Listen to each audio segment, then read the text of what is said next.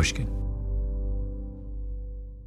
We spend hours deciding what to buy, but there's a split-second decision that can make or break a sale.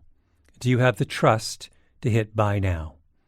Agentic commerce is testing that moment more than ever. And that's where PayPal comes in.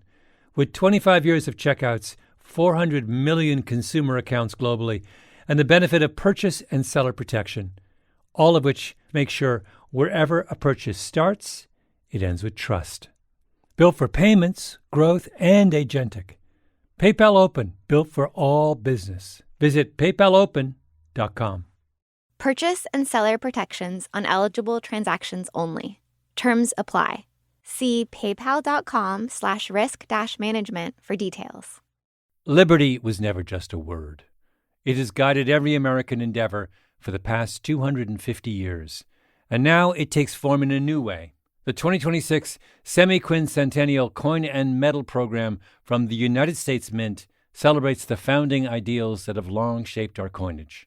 Available 1 year only, this historic collection features new coin designs, limited edition releases, and reissues.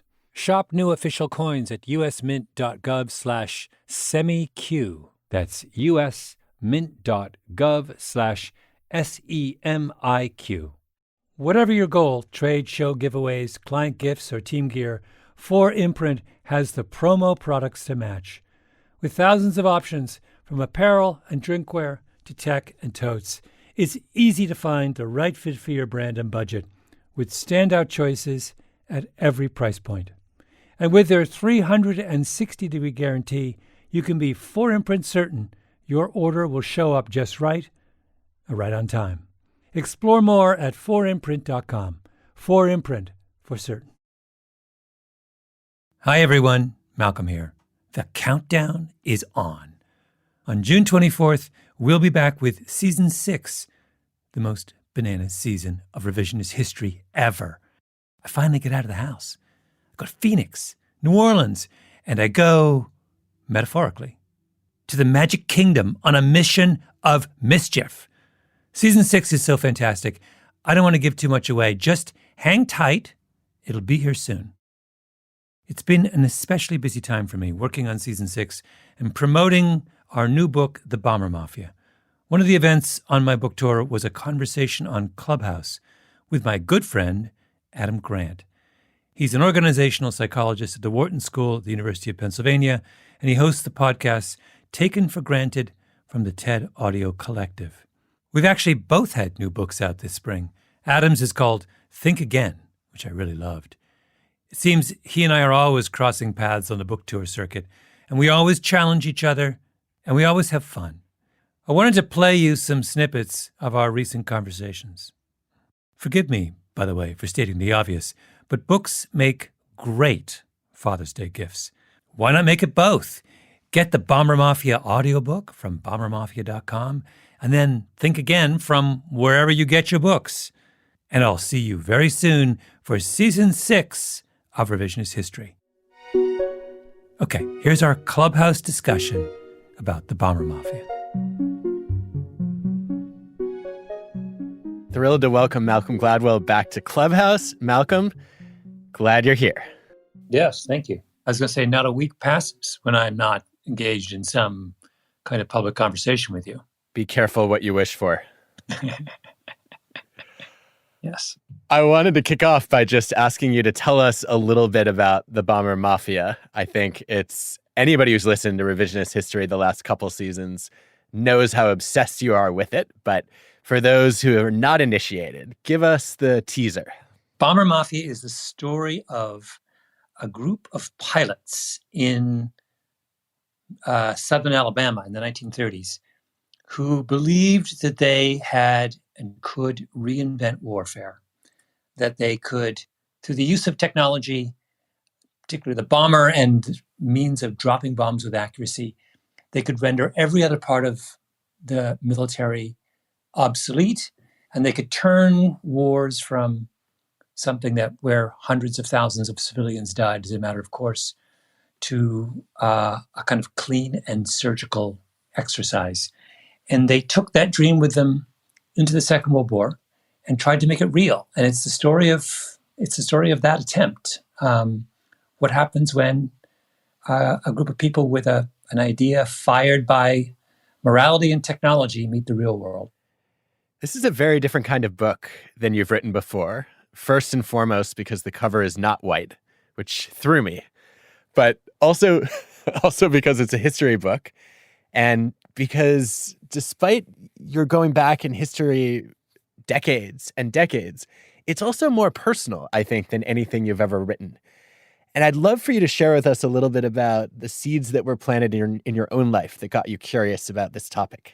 Well, my father, who was English, grew up in Kent, in which was called Bomb Alley because the German bombers on their way to bomb London during the Blitz would pass over my father's little town in Kent, and he, as a child, would be instructed by my grandmother to sleep under his bed, which was the only plausible defense against a bomb dropping on their house.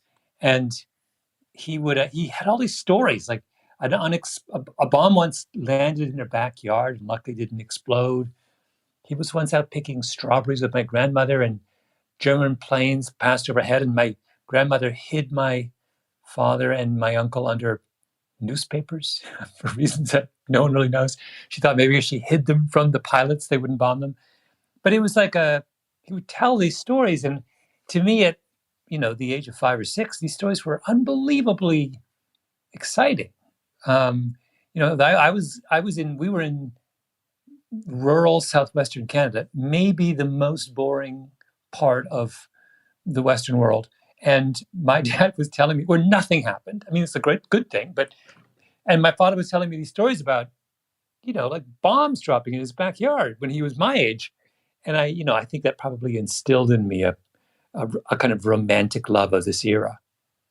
It shows. And I know that you're a huge fan of spy novels and you've read all the fiction you can find about war. I think you've done something more impressive than writing a page turner of fiction in this book, which is you have brought these real life characters and their stories to life in a way that feels like I'm reading a thriller. I could not put it down. I've read now the print version and listened to the audio version, and I'm still hooked. And I wonder if you could talk a little bit about how you got into the minds of these people that you've not been able to meet. Well, you're right. It is a departure for me. So I've never done a book which is so much of a kind of, first of all, a single narrative. Usually I hop around, I tell all kinds of different stories. But I also have never written a book which was so singularly focused on two characters. This book is the story of the conflict between two kind of legendary World War II Air Force generals, Curtis LeMay and Haywood Hansel. And I really do, they're incredibly vivid characters. And because we started this project as an audio project, I was always thinking of this first as an audiobook. And the reason for that was that we had so much incredible archival tape of these generals in the Second World War. There's at Maxwell Air Force Base in Alabama, there's a room full of tape of interviews with virtually every major figure in the Air Force in that period. And once you can hear them, I think you have a lot more confidence that you can bring them to life. And, like particularly LeMay, who is this kind of unbelievable, cold-blooded, bulldog of a man. When you hear his voice, you feel like you know who he is because he has this kind of guttural grunt. And that just gave me confidence that they would be more than two-dimensional characters on the page if I could, do a kind of enhanced audiobook that would bring them to life. Well, it shows. And I thought one of the other interesting features of the book was the way that you almost tantalize us with these questions of morality. Early on, you ask us to consider, what would I have done? And which side would I have been on? And I want to hear your answer to this because you avoided it the whole book. But first, can you just walk us through the central moral dilemma of the Bomber Mafia? Yeah, the Bomber Mafia, one of the reasons I was so attracted to this story is that they are obsessives and they're technological obsessives. They're a very familiar figure for us now. There are they're young men who are in the grip of a kind of passion that has been fired by a technological innovation. They would not be out of place in Silicon Valley today. They would, in fact, be utterly familiar in one sense, but in another sense, they're not, because they have a moral vision. The reason they are so passionate about what bombing can do and how bombing can transform war is that they are desperate to avoid the carnage of the First World War. And that part of them I love. I love that they considered the, the, the moral implications of their dream were as important to them as the kind of technological implications. That's not something I see today. And so that I thought that they were this extraordinary role model for how you can bring together moral desires with technological obsession. But it doesn't work, right? The story of this book is the story of the failure of this dream. And so I don't know if it is possible. I do not. You're quite right. This book does not give you an easy answer to which side should we be on, because there is no easy answer. All I can say is I like the fact that they tried to bring a moral vision to their way of fighting wars, and I'm sad that they failed. But that's as far as it goes. I don't know. I didn't want to. I'm kind of over books that give you a neat little conclusion. I find that condescending almost. I respect that. I also think, Malcolm Gladwell, that you are letting these people off the hook awfully easily. To say that, yeah, of course, they come in with a moral vision. They have a sense of almost ideological superiority, that they are going to fix all the problems with war while still fighting a war and essentially torturing countless people. And okay, you know what? Good that they had a sense of morality, even though they did so much harm. Really? Are you okay with that? Well, I don't know how much choice you have once you are committed to a conflict. I mean, part of the reason this story I think is so compelling is that the deeper you get into the story, the book, the more you're aware of how constrained the choices available to the characters are. You think about the kind of second half of the book is all about what happens when my two protagonists, Curtis LeMay and Haywood Hansel, come into conflict in Guam in January of 1945, when the focus of the war has turned from Europe to the war against Japan, to the Pacific theater. And they are given the task by the Allied leadership of bringing Japan to its knees. And they get to choose how they will do that. And neither of the options available to them are any good. And I really don't know whether you can, it's not their fault the options are no good, right? There's no kind of easy moral solution in these situations. It's like you have to win a war. And if you don't win the war, many, many, many, many, many hundreds of thousands of people will die, right? There's just no doubt about that. When wars drag on, they exact an enormous human toll. So everybody's agreed, we need to get this war over with. But there's three options. And, Haywood Hansel has one option. He wants to use bombs as sparingly as possible. It is a complete and utter failure for reasons outside of his control.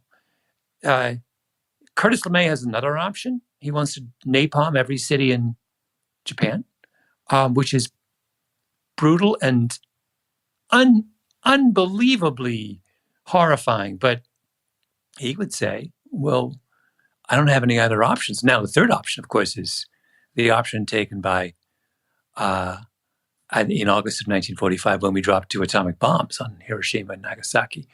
Again, another option that leaves all kinds of moral questions dangling. I have difficulty from my comfortable perch in 2021 passing judgment on people who didn't have any good options available to them. Now I understand. I was trying to figure out, as I listened, as I read, why you were so reluctant to take a moral stance here, because you are not shy about moral stances. And I thought, this is not at all Gladwellian, right? You normally have a strong view about what's right and wrong. And as I listen to you now, it clicked that they were stuck choosing between wrong and wrong. And you appreciate and admire the fact that they at least tried to do what was right. Yeah, this is a side thing, but this is an idea that I've become kind of obsessed with recently. I've been doing 2 episodes of my podcast this season, Revisionist History, on the dilemma of a little small HBCU in New Orleans, and the problem of, if you choose to educate lower income students, and if you choose to serve them by keeping your tuition low, you create all kinds of problems, right? Can't pay for anything. Your school is not considered to be prestigious. You can go on and on and on and on and on. And the president of the school told me, he's like, the problem with the way we think about higher education is that we don't consider the degree of difficulty. Now, Adam, I'm raising this with you because you are a former diver. And the great contribution of diving to the world, and I'm not being flip here. Honestly, one of the great contributions of your sport to the world is that it introduced that phrase and that concept, degree of difficulty, into common parlance. And it's a crucial idea. It says that you cannot simply judge an outcome all by itself. You have to judge the obstacles that the person pursuing that goal had to go through, right? Was faced with.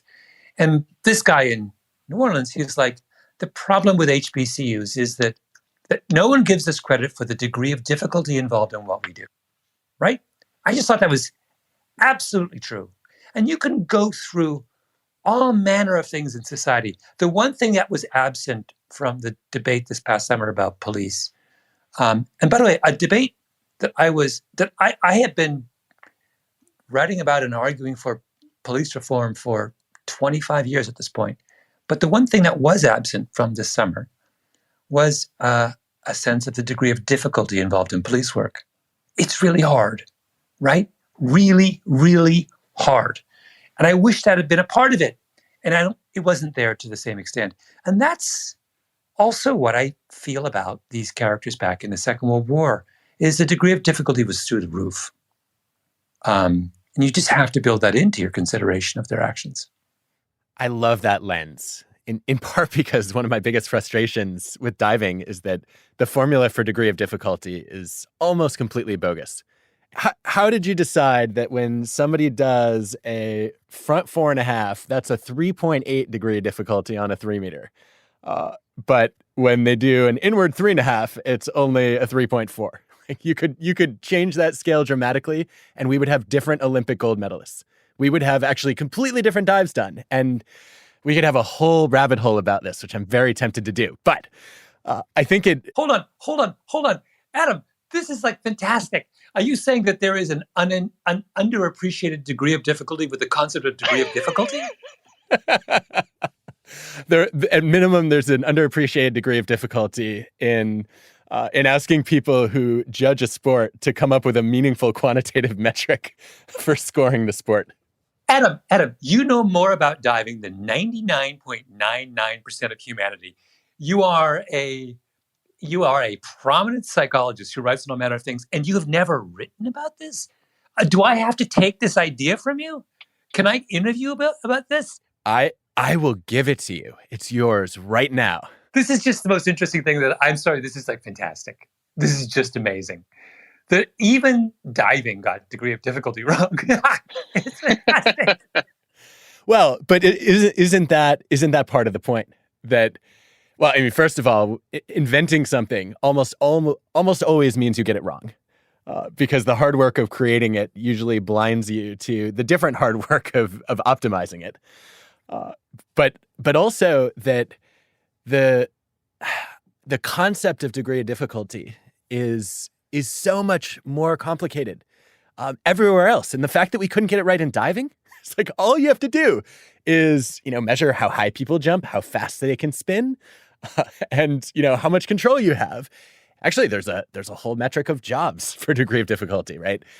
We can measure job complexity and know that when a job has higher degree of difficulty, intelligence seems to become more important. There's so much we can talk about here, but I want to get back to one of the central questions that applying degree of difficulty to moral dilemmas raises, which is once you recognize you're in a situation with high degree of difficulty, what do you do? What are your takeaways from studying these bombers?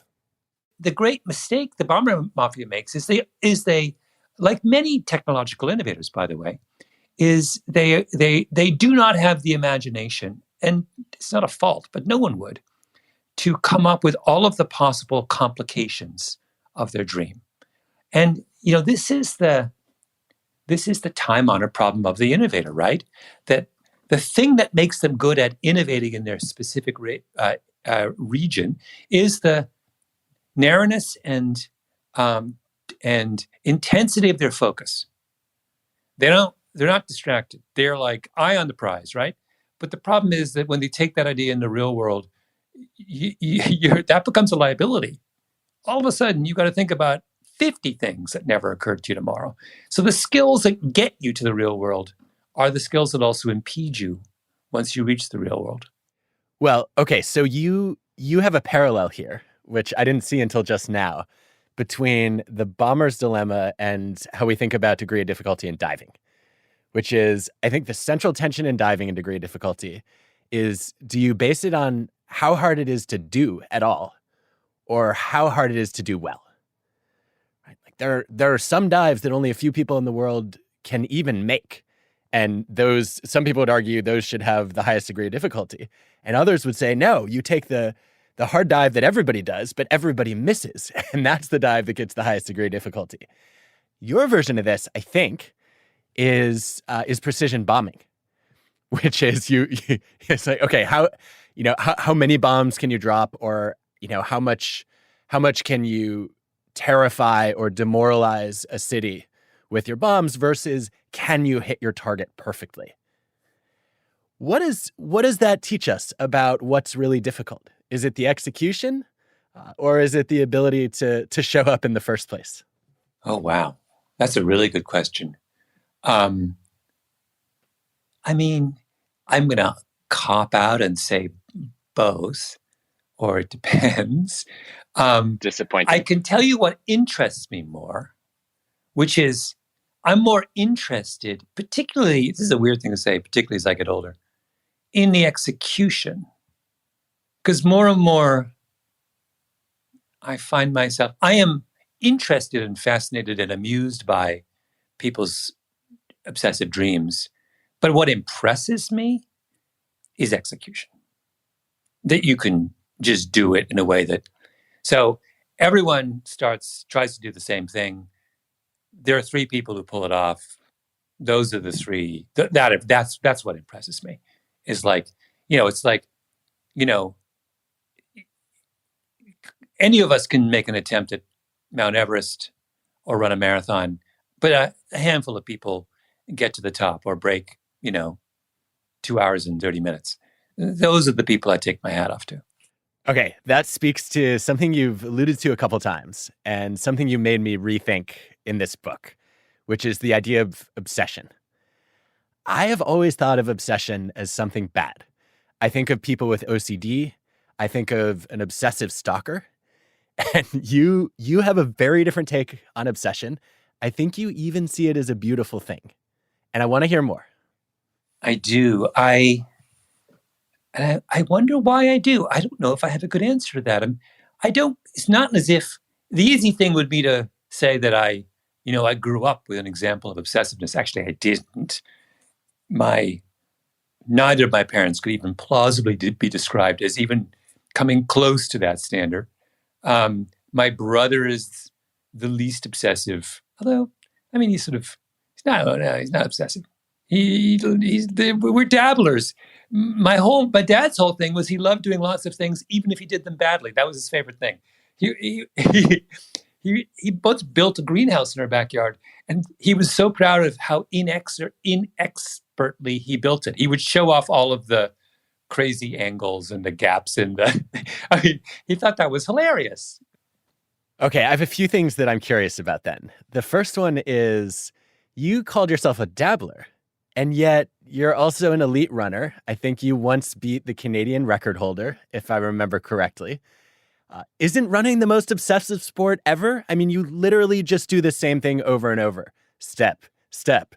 The opposite. The opposite. So, how many, when you were diving as a kid, how many hours would you spend in the pool a day?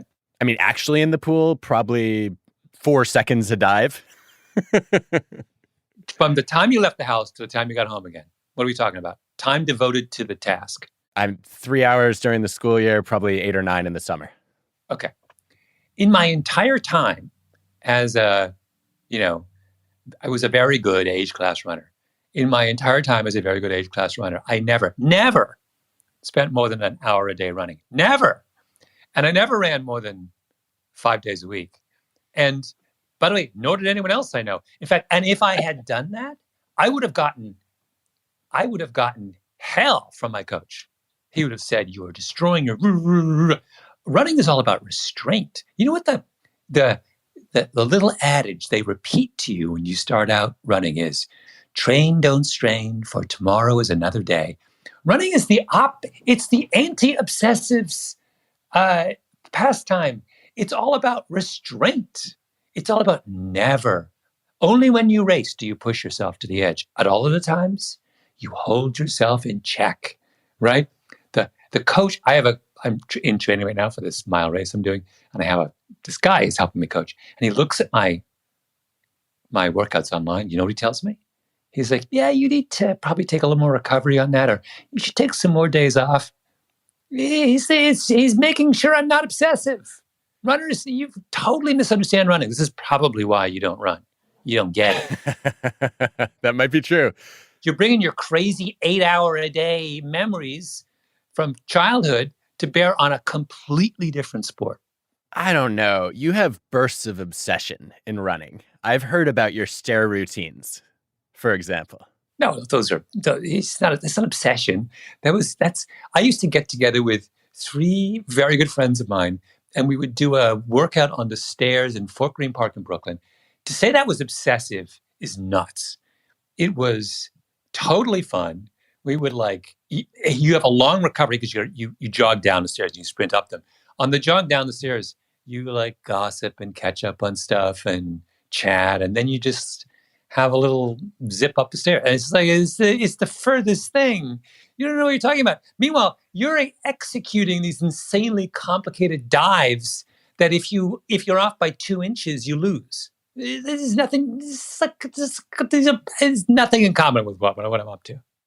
Well, I have to tell you that one of your so-called friends said that when he went with you for the first time, he wasn't sure if he was going to vomit or die.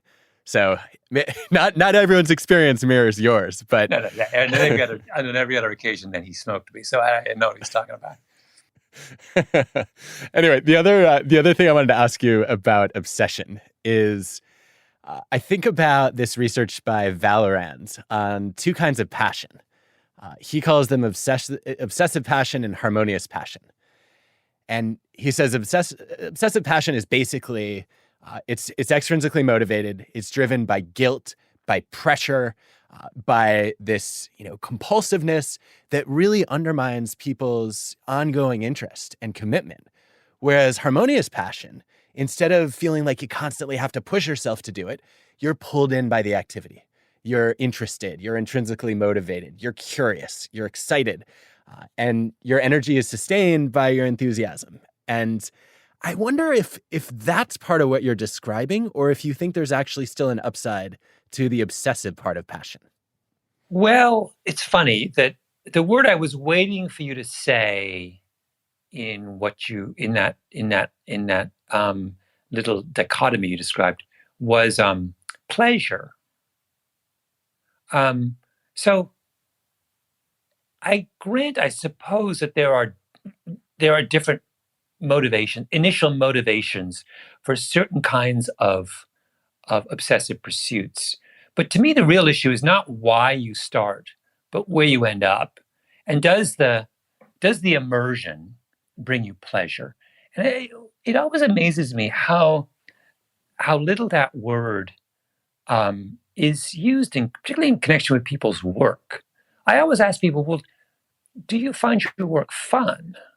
And to me, that's simply the most important question. And I'm not interested in some people. We have all kinds of reasons why we work. Some people work because they have a family to support. Some people work because they would be bored otherwise. I go on. Some people work because their parents would, disdain them if they didn't. Whatever. The question is, once you're at work and immersed in it, are you enjoying yourself? And, when I think about the people I like working with, they're all people. I like working with people who do a good job. Sure, everyone does. But I really like working with people who are enjoying themselves. That's really what compels me to. And I think for some people, the route to enjoyment is obsession, right? It's like that's you get singular in your pursuit because it just brings you joy. I don't understand why those words are so rarely used in this context. So to go back to the Bomber Mafia for a moment, they're in the middle of Alabama in the 1930s. You could look at them objectively and you could say these losers off in the middle of nowhere pursuing an idea that'll never go anywhere. Or you could say these are a group of people who have successfully found a place where they can find joy in their passion and work. And that makes them winners. No one else is having joy in the Army in 1935. Wow. So when you talk about obsession, then you're talking about single-minded focus to pursue mastery in a way that brings joy. Yeah, but the social aspect is really crucial here. It's funny because, this book, The Bomber Mafia, is really the first book that I've ever done where from the very beginning of this book, it was a team effort. It literally, I know my name is on the cover, but that's a misnomer. There's 7 people at Pushkin who played as large or in some cases larger role than me in putting this together. I've never done that before, ever. I was not the guy in college who, had a team of people and we worked together. No. I never did a team. I was never on a basketball team. Never did any team sports. Never. Teams, not in my, I wasn't a kid who went home from school and did homework with his dad. Never happened, right? This is not, doing stuff with other people is not something I have ever done. And I did it with this book. And you know what? This is the most fun book I've ever done. Never had so much fun writing a book. It's like fantastic, right? It's that. And why? Because everyone else was as into this idea as I was, right? And pursuing different parts of it. And that's, so here I am writing about a group of people who find joy in each other's obsession. And I am with a group of people finding joy with each other's obsession. It's like this lovely, at my advanced age, I'm much older than you, Adam. I get to say things like that. At my advanced age, I discovered this fantastic thing called, strength in numbers. The joy of shared obsession. Yes. I love that. That was Grant and Gladwell Clubhouse, Part 1. After the break, we meet again to discuss Adam's book, Think Again.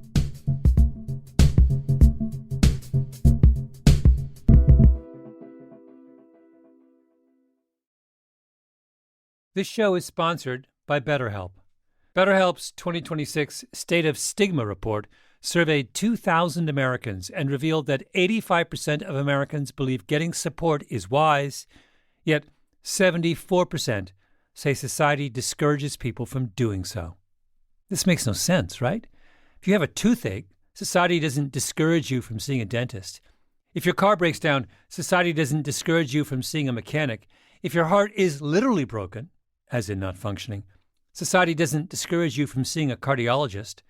But if your spirit is broken, if you're struggling with some burden, society says you don't deserve help.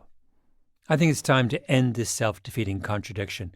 Your spirit is not less worthy of our concern than your heart or your teeth or your car. Which brings me back to BetterHelp. BetterHelp has quality therapists.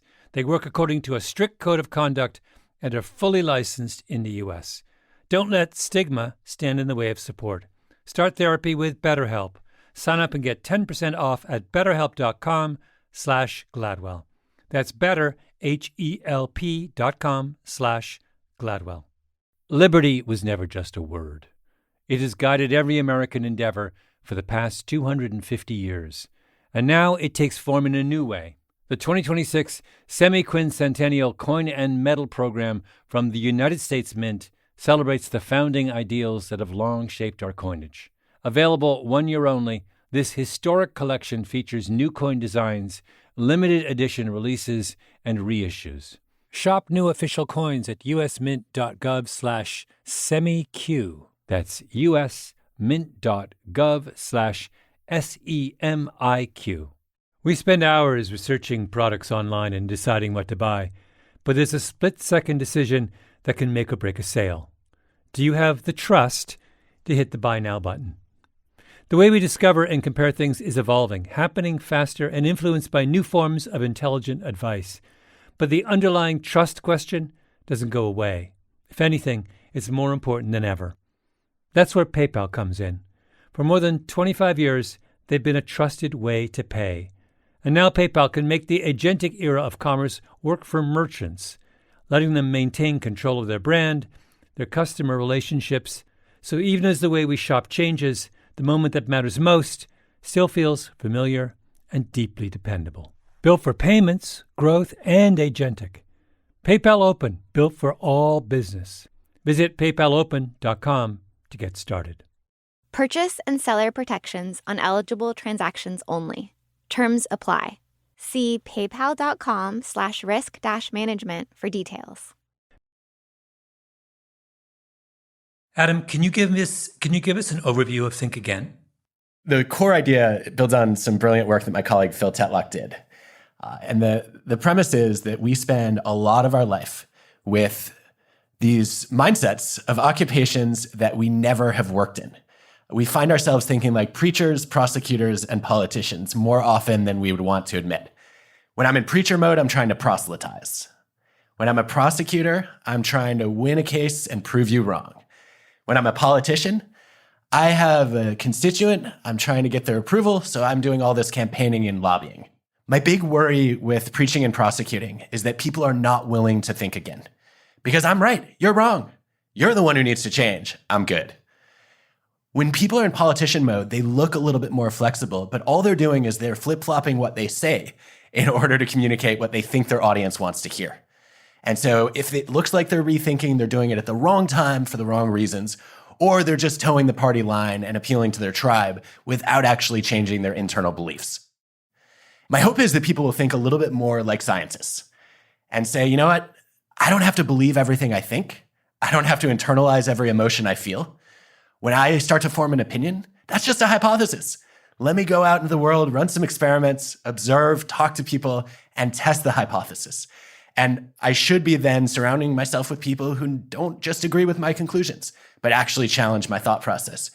And the goal of all that is to try to break us free of overconfidence cycles, where we take pride in our knowledge. We have too much conviction that leads us to confirmation bias, and then we become a little bit arrogant. What I want to do is activate rethinking cycles, where we have the humility to know what we don't know. We doubt some of our convictions. That makes us curious to go and discover new things. And that reinforces this mindset of being a lifelong learner, saying, wow, I just learned something. There's so much more to learn. Well, you have written another wonderful book. And I find it actually, there's so many fascinating things. My only critique of this, I have a critique of this book, by the way. I hope you have more than one. I have several, but my large one, which is it's 4 books. I'm reading this book. I was like, why you're like jumping ahead to the next idea, and I'm not done with the one you're on. Either you have to like, you know, slow down and write and chop your ideas into pieces and devote, or you have to write longer books. You can't keep doing this and like race. Anyway, It's a very mild. It's flattery disguised as criticism. But I wanted to start. I kept thinking when I was reading this book, how does this fit in with Adam's previous books? And I'm wondering, do we have a kind of emerging Adam Grant philosophy of life? Can you talk about how does this one fit with your previous books? I think it's an interesting question, and I will accept your backhanded compliment any day. Thank you for the enthusiasm and also the criticism, which I look forward to more of. I guess this book is sort of a meta book in that in each of the books I've written before, what I've tried to do is I've tried to get people to rethink something that I think that they've gotten wrong, or maybe an assumption that's been incomplete. Mm-hmm. What I want is whether you think there is a kind of Adam Grant ideology that's emerging from writing all these. Are you getting a kind of sense of, well, wait a minute, here is how I see the world. And if you read all my books, you'll get this Grantian vision. Yes, although it would be a little ironic to commit to an ideology because then I'm not staying open to rethinking my opinions and beliefs, am I? No, you can have a component. You could have an ideology, which is that you revisit your ideology. That's fine. No, I think there's an overarching thread that runs through all my work, which I didn't see until I'd written a couple of books. The thread is that the very things that you think are critical for success in life can actually be attained through building character.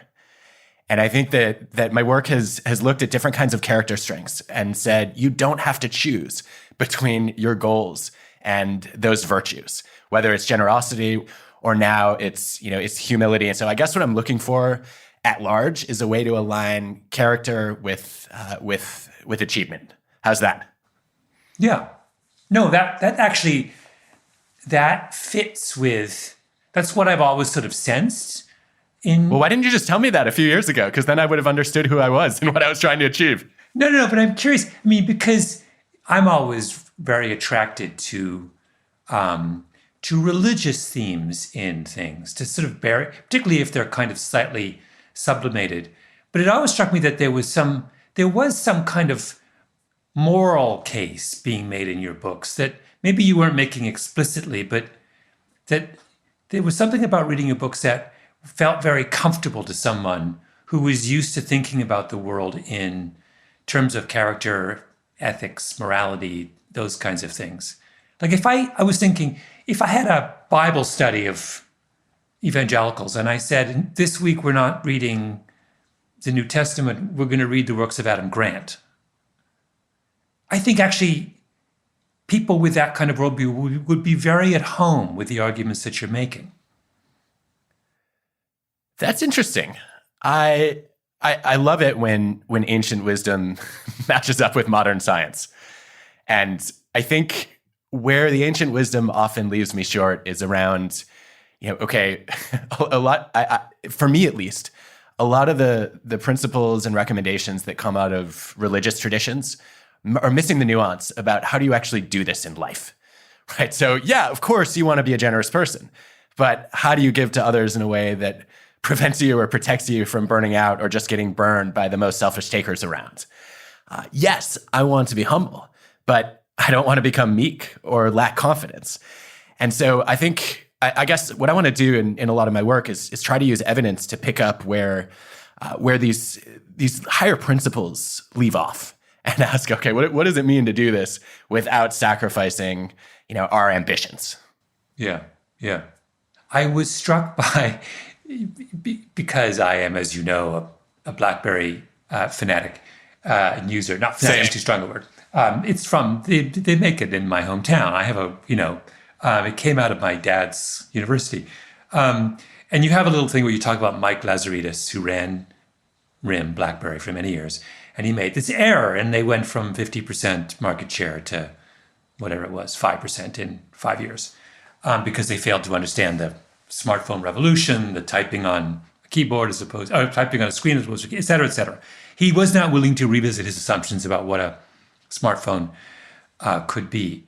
And I was thinking about that, and I was like, But, when I go home sometimes to visit my mom, I sometimes see Mike Lazaridis, like buying books in the bookstore. He doesn't live that far from my mother. He's a very happy guy. He didn't have any regrets. I don't think he built this beautiful house with all these trees outside. I think he's like doing cool projects. He made himself, I don't know, $1 billion probably. At the end of the day, I suppose he could have, his shareholders might be upset that he didn't rethink his assumptions. But it was very hard for me to think of Mike Lazaridis as being a loser. And also, like, so what if he wrote it all the way down? Like, he believed in a certain kind of aesthetic functionality in a phone. Like, I happen to believe that too. Mike chose me over the many millions who wanted a phone that did everything. Like, I don't know. Is that any different? And then, with this, I'll let you. I was thinking this in the context of, I'm also a deeply committed, diehard fan of the Buffalo Bills. If you know anything about football, you know that is just has been for 30 years an invitation to masochism. Starting with Jim Kelly and Thurman Thomas, 4 Super Bowls, 0 wins. Exactly. Do I if I read your book one way, I would say, well, Malcolm, you should just rethink your football allegiances. They make no sense. Like, this is not working, this Buffalo thing. On the other hand, there's a certain pleasure in me sticking with them through thin and thin. But so, like, do you see what I'm getting at? Like, I do. Oh, there's so much to work with here. Okay, let me start by saying, I love that you are rethinking your claim that you've made to me several times in this friendship that you always root for the favorite, because the Buffalo Bills are definitely not the favorite. Yes, that's true. So welcome to the underdogs. It's about time you came around. Thank you. Secondly, on BlackBerry, I still want the keyboard back. I hate typing on a screen. I will never be as fast as I was. I'm not worried about Mike Lazaridis at all. What I'm worried about, and Malcolm, where is your empathy? Where is your compassion for all the people who lost jobs because RIM went under? They didn't go under. I mean, it basically did. How many people are working there now? Well, no. Well, actually, this is a sidetrack, but years ago, I wrote this piece about what happened when, I think it was General Dynamics, had a very large presence in Rochester, and they shut down their factory and left. This is in the 70s. And everyone in Rochester said, oh my God, this is the end of Rochester. And then this researcher, I forgot who it was, went back 10 years later and said, what happened to all the people who got laid off from General Dynamics? And he pointed out that the resurgence in the tech industry in Rochester was a direct result of all the people who were freed from General Dynamics and went on to do cool things.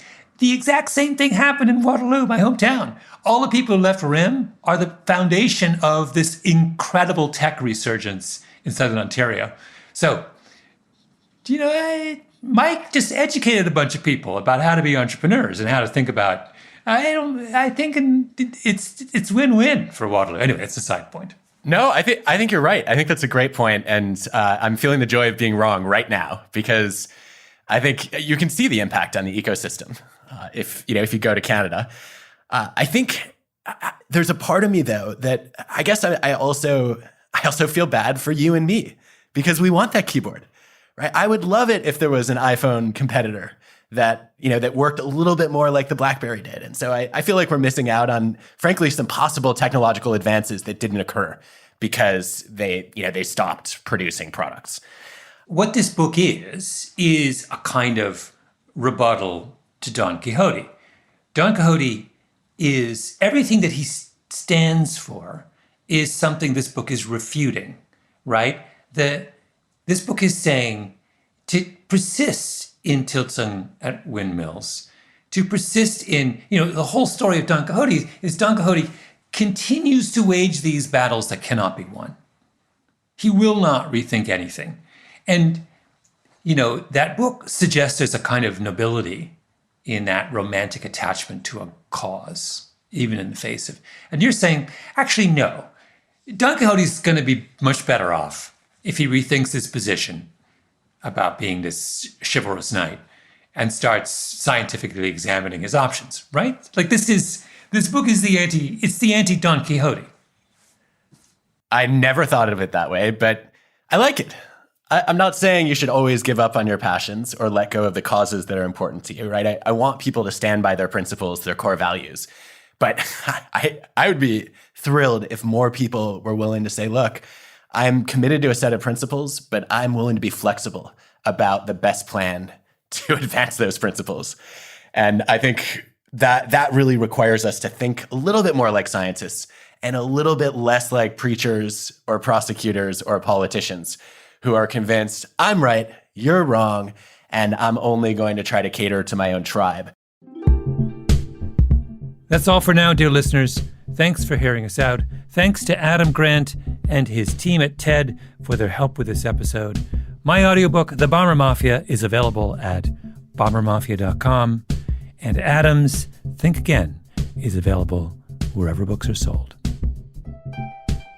Till we meet in the Clubhouse again, I'm Malcolm Gladwell.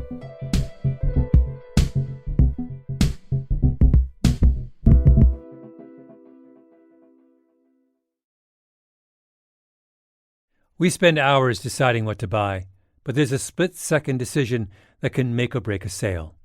Do you have the trust to hit buy now? Agentic commerce is testing that moment more than ever, and that's where PayPal comes in.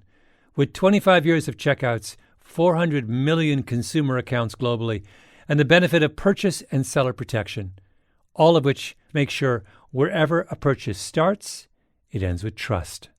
Built for payments, growth, and agentic. PayPal Open, built for all business. Visit paypalopen.com. Purchase and seller protections on eligible transactions only. Terms apply. See paypal.com/risk-management for details. If you want all of your data in one place, if you want a single home for all of your entities, if you want to spend more time working and less time searching, you need the Intuit ERP. I know because I'm Damon John, and I run my growing business on Intuit Enterprise Suite, the AI native ERP that's powerful, painless, and proven. Learn more at intuit.com/ERP. A BetterHelp ad. Have you ever had so many tabs open that your computer starts slowing down?